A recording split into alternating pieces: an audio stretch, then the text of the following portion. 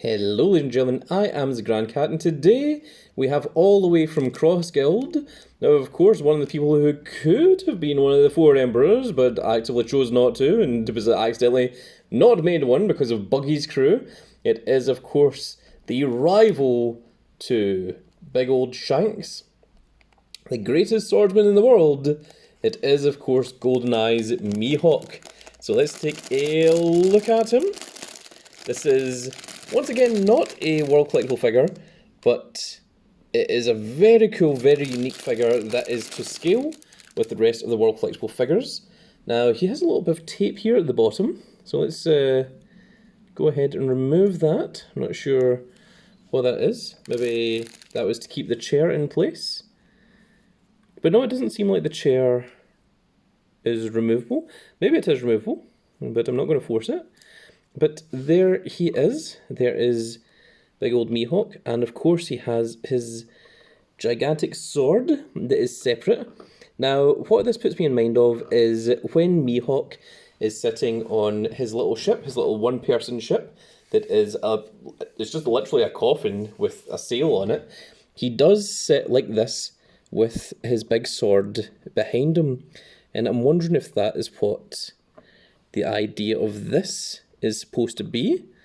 So if I can place it in roughly the right way, then there we are. Now, because of the brim of the hat of Mihawk, you don't properly get to see his face, so I'm going to bring his face up just a little bit here so that we can actually take a proper look. There he is. He does have his little pendant around his neck, and he did use to beat Zoro with.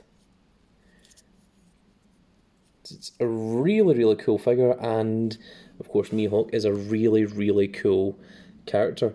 Mihawk was my first favourite character in One Piece. I think he might actually been the first figure, the first One Piece figure that I ever bought from One Piece was of Mihawk standing with his gigantic sword behind his back in a similar manner to this. Apart from he was standing instead of sitting. So, there's a little bit of backstory to you. And there we are. So it is really cool. I love the fact that the sword is separate from Mihawk. I mean, that sword could just, be used for anything. I just realised that there's also a bit of tape here. Hang on, before we continue that, let us get rid of this little bit of tape.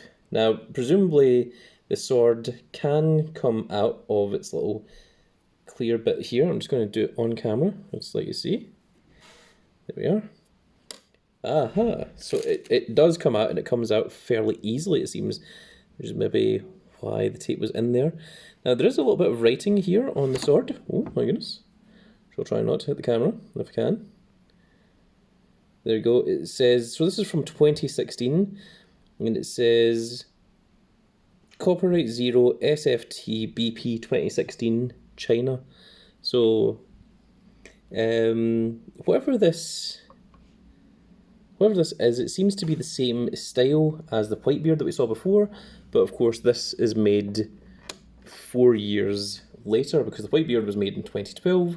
This Mihawk is made in 2016, and I love the design. See, even on the sleeves of Mihawk, the design that they've put onto the boots, onto the trousers, the fingers lapped over one another. There's a lot of detail, a lot of intricacy that has went into this figurine of big old Mihawk here.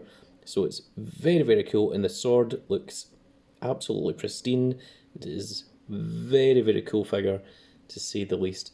I'm not entirely sure where it comes from. It's not WCF, but it is in the same range, in the same scale as the WCF figures. So very, very cool to see, and also a very relaxed second back version of Mihawk.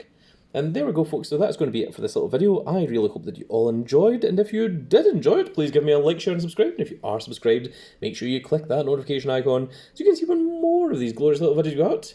And we shall see you all in the next video. Goodbye, everybody.